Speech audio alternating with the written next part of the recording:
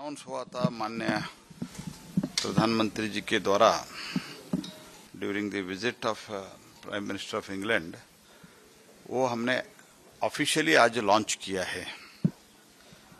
Offshore wind ए emerging sector है और आप सब जानते हो ऑफशोर विंड से बिजली का उत्पादन, ओवरऑल बिजली का उत्पादन इन कंपैरिजन टू ऑनशोर ज्यादा भी होता है। So for stability and reliability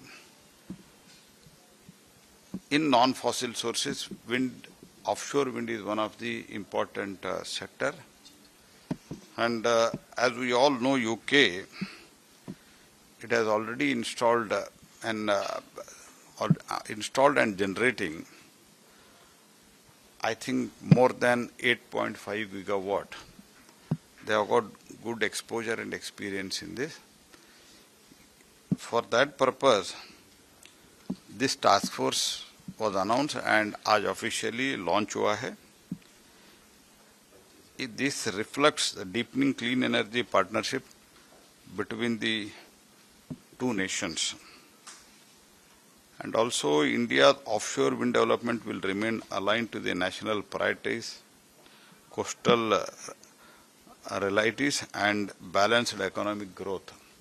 This is what we need, and as we all know, we want to increase, as India has already surpassed the 50% of its electricity generation through non-fossil sources. 5 years ahead of the time, in advance we have done that, and further also through this offshore wind, which in fact, the policy was launched quite long back, but in last year, I think 2024 December, viability gap funding scheme was announced. But overall, because of the global supply chain, there were some issues which not only in India, in many countries they have faced it. It is delayed, but with this task force, I think now whatever the in other sector, I mean other fields like onshore and solar, all such things, even in battery we are moving forward.